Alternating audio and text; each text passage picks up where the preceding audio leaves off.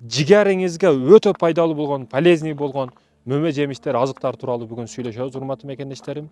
Өзүңө билгенге, өзүңө каалаганга, башка бирөөгө каала деген темада биз жигер деп коебуз. Ошо Ош Баткен тараптарда жигерим деп айтып коебуз го. Жигеримдей кадырлуусуң дегени, жигер берүү, боор берүү, жанды берүү дегендей боор деп коебуз. Боорго өтө пайдалууну айтуудан мурда өтө зыяндуу маселелерге токтолууну туура көрдүм. Биз бүгүн 21-кылымда шербет сокторду ичип атабыз. Магазинде сатылып аткан любовь, любимый деп ар кандай сокторду, ар кандай нерселерди ичип атабыз мисалы үчүн. Бүгүнкү шербеттерде мен айтып коеюн, урматтуу мекендештерим, бүгүнкү сиз ичип жаткан шербет, шириндик, таттуу суулардын составы 3 нерседен турат. Курамы 3 нерседен турат. Биринчиси суу, жөнөкөй суу. Ал эми экинчиси шекер, сахар. Мунун адамга 1 грамм пайдасы жок. Бул медицина тармак бардык жактан изчат этилген. Бир тыйын адамдын организмине пайдасы жок сахардын, шекердин. Шекер ак өлүм деп коет. Ал эми үчүнчүсү не десеңиз, бул Кытайдан алып келинген ар кандай консерванттар, баягы химикаттар. Мисалы үчүн бир алманын даамын беришти кааласа, сок чыгарган компания ошол химикаттарды алат дагы сууга, шекерге аралаштырып кайнатат. Ошол нерсе шабдалы, мисалы үчүн алма, мисалы үчүн ошого карата тандайт дагы. Алманын даамы келет, алманын жыты жыттанат, анан адам аны натуральный 100% соок десе жыргап иче берет да. Мекендештерим, бүгүнкү шербеттер, чыгарылып жаткан шербеттер, соктор пайдасы жок. Мен сизге эң жакшы сунушум, мисалы үчүн жолдордо, анча-мынча жерлерде сокторду, анарларды, анар согун байкасаңыз, жарым литри 400 сом, 500 сом да. Мисалы мен ар дайым көп ичем, 400 сом, 500 сом турат. Жарым литри анарды көзүңүз алдында сыгып берген аппарат. Баягы Дордойдо, Орто Сайда, кире бериштерде анарды сыгып беришет. Ошонун жарым литри 400 сом, 500 сом. Эмнеге кымбат десеңиз, ал анарды алып көзүңүз алдында сыгып берет. Ошон үчүн бул кымбат, натуральный болгондугу үчүн. А баягыларчы, кошулмаларчы, неге арзан десеңиз, себеби бүт кошулма, бүт химикат болуп турат. Эмне үчүн өзүңүздүн организмиңизге өзүңүз күйбөйсүз мекендешим? Кошулмалар, ар кандай кошулмалар, консерванттар болгондугу үчүн алар арзан, жакшы кетет. Бирок зыяныга келсек, өтө зыяндуу. Макул, сиз ошол нерсени сыгып алганга кудуретиңиз жетпейби, акчасы кымбат дейсизби? Анда ден соолугуңузду ойлоңуз дагы. Мисалы үчүн алманы шербетин ичкиңиз келип атабы? Шербетин ичпей эле коюңуз. Согун ичпей эле коюңуз. Алманын сухофрукту деп коет. Баягы атайын кургатылганы. Ошону алып келип, өзүңүздү алдыңызда, үйүңүздө кайнатып ичиңиз. Эгер ушунчалык ичиңиз келип атса. Эгер бул варианттагы жалкоолук кыла турган болсоңуз, алманы өзүнө алып жеңиз. Ошол пайдалуураак, баягы сокту ичкенден көрө. Да, бул менен сок саткандар мени, суу саткандар мени жаман көрүшү мүмкүн. Бирок мен бул акыйкатты айтпасам болбойт мекендештерим. Ал эми экинчиси, бооруңузду өлтүрө турган биринчиси шербеттер, ширин суусундуктар экен. Ал эми экинчиси эмне десеңиз, бул урматтуу мекендешим, бүгүн жаш балдарыбызга тынымсыз берип жаткан, тынымсыз күн сайын оозуга салып жаткан чипси, баягы кытайский роллтондор, анан майонез. Бул 3 нерсенин пайдасы жок. Өтө көп калория сактайт, өтө көп химиялык заттар бар, ошондуктан бооруңузду, жигериңизди дагы өлтүрөт бул. Бул маселелерге маани бериңиз. Бүгүн балдарыбыз тынымсыз ошо кытайский нерселерди жеп атат. Алар чала курулган, пайдалуу майы жок. Күн сайын ушуну балдарыбызга берип атабыз, өкүнүчтүүсү. Бул маселе балдарыбызды өлтүрөт. Балдарыбыз эмне үчүн кичине нерсеге дагы сөздү дагы көтөрө албай, оор ишти дагы кыла албай, эмнеге алсызданып, кичине нерсеге чарчап, үйдөн чыккысы келбей, сумкасын дагы көтөргүсү келбей, 4 китеби менен жыгылып калайын деп бараң, алсызданып, күчү дагы жоголуп кетип атат. Бул жеген нерсесине байланыштуу. Биз энергияны жеп туруп алабыз. Спорт менен машыгып алабыз. Спорт жок, жеген нерсе кытайский болуп атса, бала каяктан энергия алсын мекендешим? Балаңыздын жеп аткан нерсесиге маани бериңиз. Балаңыздын тарбиясыга маани берген сыяктуу. Себеби азык көп нерседен чечип коюшу мүмкүн. Ал эми үчүнчүсү десеңиз, алкоголь ичимдиктери, арак, пиво, вино, бардык алкоголь ичимдиктери бооруңузду өлтүрөт. Анда өтө ашыкча майлар болот. Ошо жигериңиз, бооруңуз ашыкча майларды өзүнө чогултканды баштайт. Албетте бул спирт ичимдиктер ашказанга, организмге киргенден кийин ашказандагы аны сиңирип чыгарып бериш үчүн өтө тынымсыз эмгек кылат. Ошондуктан алкоголь ичкендерди байкасаңыз курсактуу, семиз, май баскан ашча майлары менен адамдар болуп эсептелет. Алкоголь ичпеш керек. Өзгөчө жаштар баягыдай энергия берет экен деп энергия сууларын ичпегиле. Энергия берсе мен күн сайын ичмекмин. Энергияны спорт менен машык аласың, баягы электронный суулардан албайсың эч качан. Таза табиятка чыгып, ночной прогулка кылып, чуркап, спорт менен машыгып энергия аласың. Эч качан мындай баягыдай суулардан энергия жок.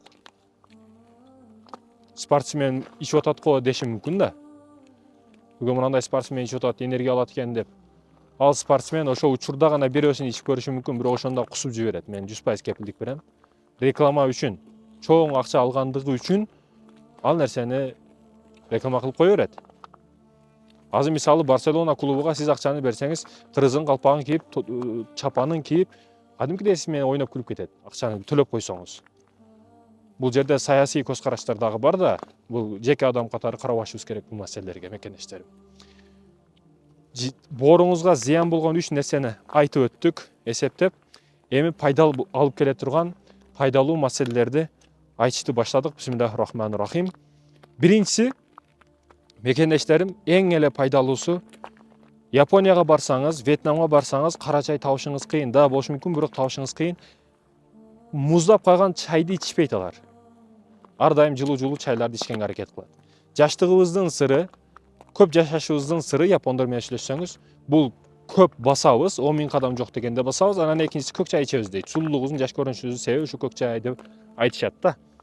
Биз маселени кандай карашыбыз керек десеңиз, көк чай ичишиңиз керек. Таза кофе болсо ичишиңиз керек. Кофени бүгүн арзандарын тыгып салса, скидка болуп атат экен деп, өзүнүн ценасына 2 эсе кошуп туруп скидка деп жазып койсо, скидка экен деп алып ичип аткандар кофени. Кофенин тазасын ичиш керек. Көк чайдын да изучать этип тазасын, жакшысын талдап ичишиңиз керек. Себеби бул ден соолук маселеси. Эртең арзан экен деп оозуңузга киргизген нерсеңиз кымбат дарылар болуп чыгып кетет. Кымбат убактыңызды алып кетет. Бүгүн эринбестен, ошо убакытты больницага, дарыларды артынан кууга бербестен, китеп окууга, кичине изучать этүүгө, интернеттен клиптерди, артисттерди көрө бербестен, чала блогерлерди көрө бербестен, полезный аудио книгаларды угуп, таза нерселерди көргөнгө не жетсин? Ушул нерсе сизге пайдалуу эмеспи? Кофе, чай экен. Ал эми экинчиси, май маселесинде. Тамак кууруганда, куурулуп жатканда азыктардын көбү витамини бар жашылча чөптөр дагы казандагы майга түшкөндөн кийин куурулуш процессинде витаминин жоготот. Да, майга куурулгандар, мисалы спортивный питанияда, мисалы мен спортивный правильный питаниядамын, ар дайым. Бул нерсени эч жоготпоймун.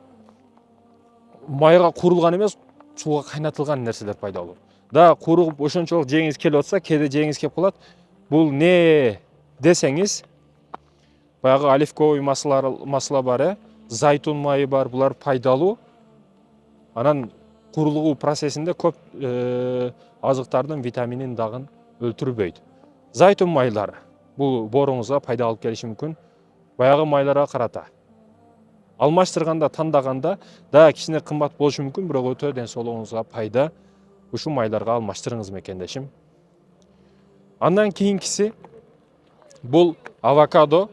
Кыргызстанда, Бишкекте бул авокадону көп жешпейт, бирок авокадо майлары ушул боорубузга пайдалуу. Жиде. Бул араб жиделери, жиде деп коебуз, баягы курма деп коебуз. Бул нерсе дагы сиздин жигариңизге пайда, жигарим. Андан кийинкиси не десеңиз, муну айттык, майларды айттык, авокадону айттык. Жашылча, өзгөчө баягы брокколин деп коебу, броккодо деп коебу. Жашылча чөптөрдүн айтор бардыгы сиз үчүн пайда. Жашылча чөптөрдүн баягы ал пияздын чөбү болсун, ал жашылча чөп болсун, бардыгы күн сайын жешке аракет кылышыңыз керек. Себеби витамин да мунуку. Тамак сиңиргенге бүт бардыгы жардам. Ошо жашылчаларга күн сайын белгилеңиз, жешиңиз керек. Адамдын организми өтө пайдалуу. Витаминдин бардыгы ошо чөптөрдө. Биздин тиштерибизди байкасаңыз узун, анан мындай түздүгү дагы бар. Жаныбарларда байкасаңыз кээ бирлөрүндө узун тиштери бар, жалпак тиштери бар. Баягы атайын уулап кандуу нерселерди, кийик, бугуларды, коёндорду жей турган жаныбарларга карасаңыз, тиштери эт жешкеге ылайыкташтырылган узун болот. Ал эми качып ар дайым от жей тургандарда тегиз тиштери болот. Эмнени айткым келип атат, көрүп атасызбы? Адамда узун тиштери да бар, жалпак тиштери бар. Бул деген оттагы жесе болот, кандуу нерселерди, ошо кийик, бийик, уй, кой дегендер жесе болот деп Кудай Таала атайын ылайыкташтырып, тишибизге чейин ылайыкташтырып жайгаштырган жана жараткан. Биз ошого карап туруп, ортого адаларга маселесин коюп койгон, адалын танда, таза жүр. Эми урматтуу мекендешим, бул нерселерден айтуудан максат Аллах Таала денебизди аманат кылып берди да. Ушул денебизге кыйнат кылбайлы, эртең бул тууралуу дагы вопрос болот, суроо жооп болот бизге.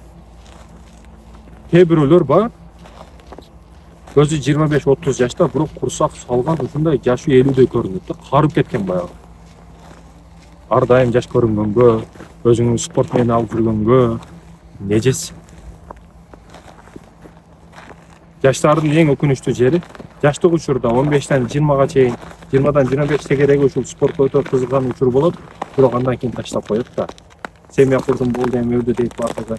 Жок, бул спорт дегени семья курулушу менен ташталыш керек, же кыйынчылык келгенде ташталыш керек деген нерсе эмес. Бүгүн керек болсо важип даражасына жетип атат. Спорт, себеби мусулмандарда курсак койгондор, мусулмандарда жалпоолор, мусулмандарда мындай айтканда катынчалыктар көбөйүп кетип атат. Ошондуктан да спорт сөзсүз түрдө керек. Ар бир эркек спорт менен башташ керек. Үйдө не кыласың эркек киши? Үйдө отура берсең катын чалыш болосуң, катын менен айтышасың. Үйдө катыңдан башка эч ким жок. Ошол менен катын чалыш болушту баштайсың. Эркек киши көчөгө чык, спорт менен баш, тирүүлүгүңдү кыл.